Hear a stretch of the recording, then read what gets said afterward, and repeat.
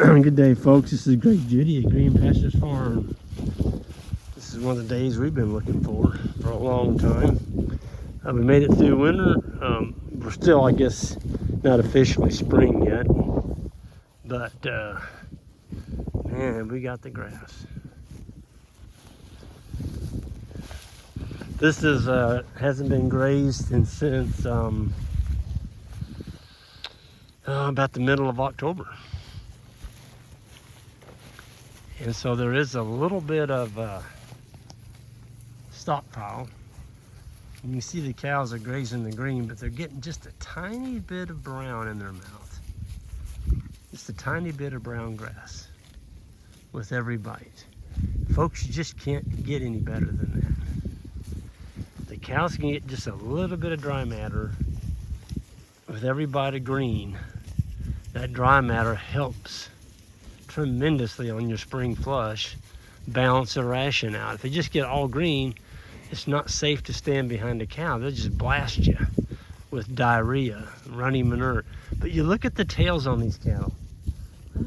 I don't see it. I don't see a slimy, nasty, wet tail on any of them. There's got to be one somewhere, but I don't see any. That's crazy. And we're on the spring flush. I mean, this is green, green, green. The cat, well, she's going to be calving pretty soon. She's floppy when she walks. When they jiggle back there on the back, folks, when they walk, the vulva, they're not too far from calving.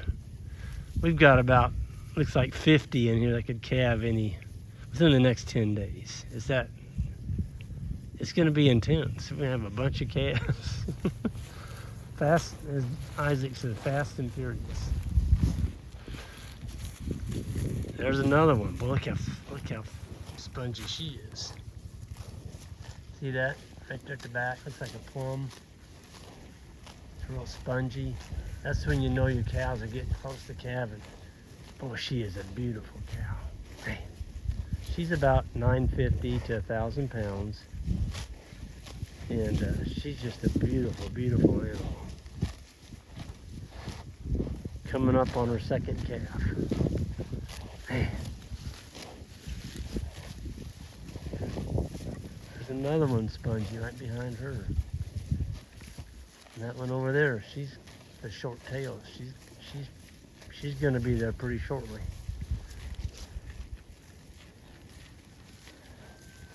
All you can hear is just grazing.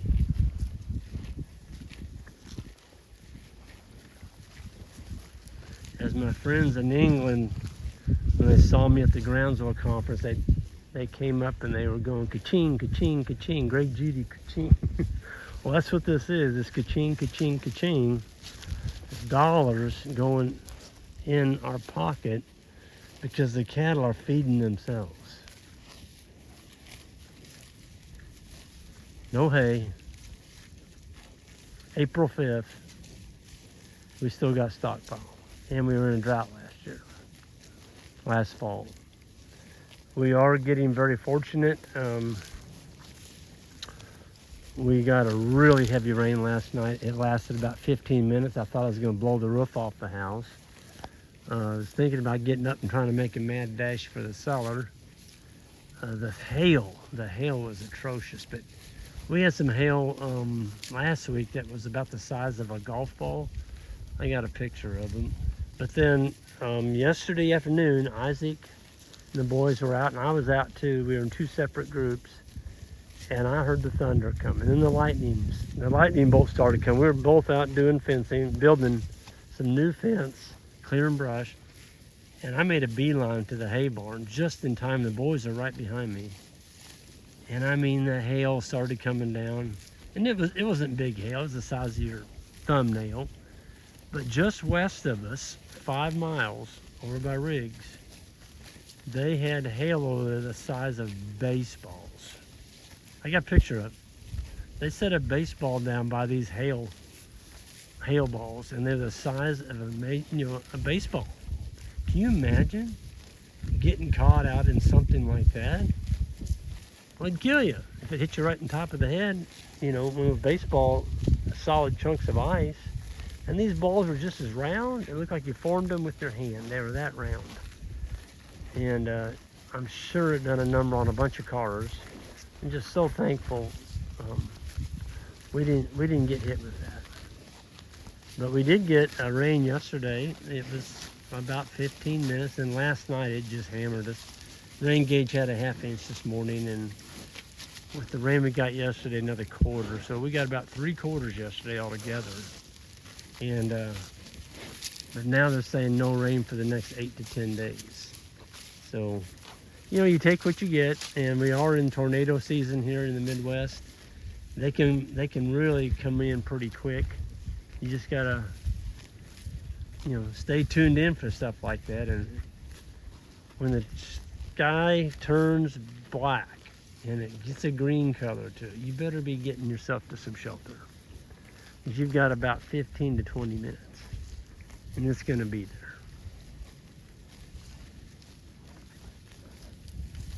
And I'm telling you what, this is what it's all about, folks, right here.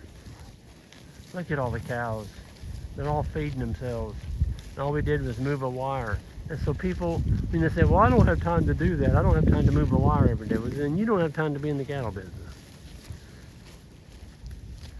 Well, move it every 2 days or whatever, or once a week, but move them. Don't do the Columbus method. Columbus method, you'll go broke. And, you know, the newbies out there, that you're probably scratching your head, what is he talking about, the Columbus method? Well, the Columbus method is where you turn your cows out in the spring and you discover them in the fall. You heard me right. They get the whole farm, you never move them, you don't check on them, just give them the farm and go up in the fall and load them up, and, you know, you load up what you got. Oh, there's a baby calf. Laying down, all you can see is his ears. You see him up there? That's his ears. We'll walk up there real slow and get y'all where y'all can see him. This is a beautiful, beautiful heifer calf. This wind, I'm trying to keep my jacket up. Y'all know I don't do anything special when I video. This is what you get.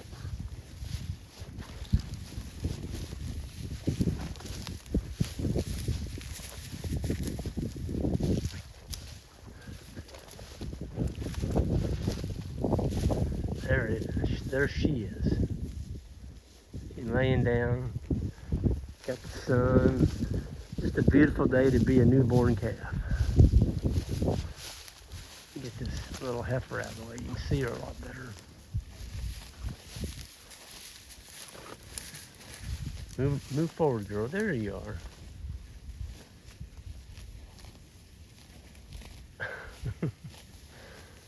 Okay, so that's 301. So 3 being 2023, and 01 being the first calf born in 2023. Man, she is a healthy looking thing. Just does your heart good to see your calves doing well. That mama's doing a good job with that calf. She's around here. I just saw her a minute ago.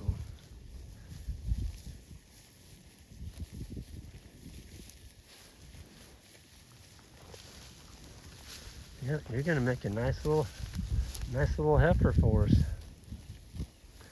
That little calf right there came out about 55, 60 pounds. Don't have to worry about pulling them or nothing like that. And yeah, that little heifer's gonna grow up to be about 950 to 1,000 pounds, which is perfect. That's perfect. That's where you can make some money. You know, these monster cows, folks, I'm telling you, with our input prices skyrocketing, I'm getting more and more people emailing me, like, what are we gonna do? You know, wintering these cows and feeding them, and like, what? First of all, why are you feeding your cows any kind of grain? Well, if I don't, they get thin on me. Well, if they get thin on you, sell them. Get your cow size down, and start keeping your money in your pocket. You shouldn't be feeding your cows grain. That's ridiculous. Got the wrong cow. That little heifer's gonna grow up. She's gonna be the kind that makes some money. All these yearling calves out here, these are all yearlings. They're not even a year old yet. Well, they would be, some of them. Let's see, 258. That would be a May. She was born in May. 24. Yeah. There's the 11th little heifer born last year. The 11th calf. Yep, so they don't get any grain. All they get is grass. And we like that because we get to keep the money in our pocket. We don't give it to the feed companies. The feed companies don't need our money. They can get the money from the feedlots, so they don't need ours. So with that, I'm going to go ahead and sign off here. And folks, y'all have a good one. On the way out, hit that subscribe button. And oh, I was going to give a plug. We've got I think two open spots for the advanced grazing school. We had a couple that graduation came up and they're not going to be able to be there because their kids are graduating. And I think there's maybe 3 spots. Yeah, I think there's 3 spots left in the beginning grazing school. So if you're interested, check out our website, greenpasturesfarm.net, and we'll see you at the grazing school.